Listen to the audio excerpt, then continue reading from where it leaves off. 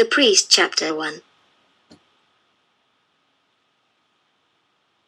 This is the story of a lonely priest, who had lived his entire life in the monastery without ever setting foot outside the monastery's walls.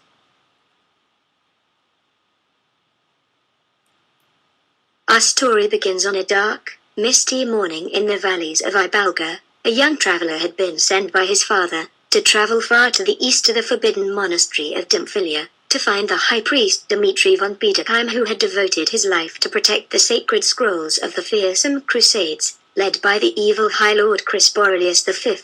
Many tales of old legends relate to the story of the High Lord conquering and destroying everything he had set hands on.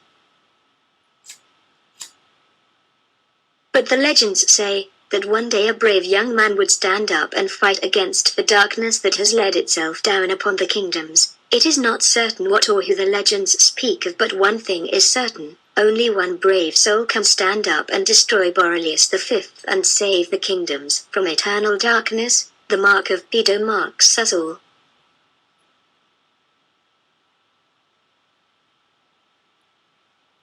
After 5 days of traveling, the young traveler had reached the borderlands of the valleys of Ibalga. Within the distance on the horizon, the great forbidden monastery of Rectanium. The warm light of the sun, now setting above the horizon, touching the young man's face, as the sun revealed the magnificent sight on the valleys of Ibalga. The young man stood up and looked across the valleys with straight up ahead the monastery. Before setting off again, the young man reached in his pocket and pulled something out. It was on his father's deathbed. He gave this stone to him, son, and told him to give it to the high priest Dmitri von Peedoheim.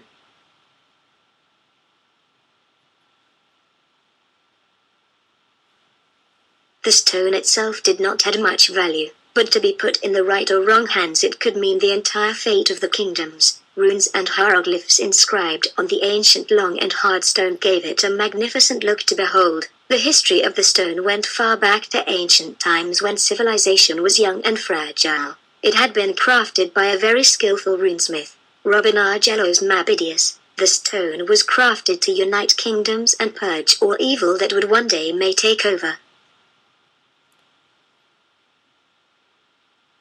Must it fall in the wrong hands, it could devastate a darkness and evil no man could stand against. As many men had searched their entire lives for the runestone, many failed because the stone was so cleverly made that it could only be used by the ones it chose, for whom the stone did not accept as its master would be torn apart and sent into the abyss to be raped for all eternity.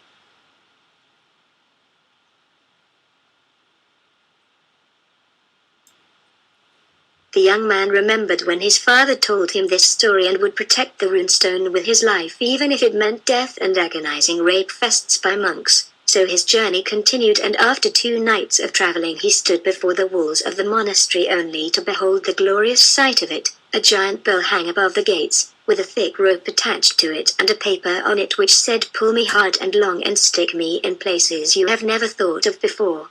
So, the young man did as was described on the paper. The gates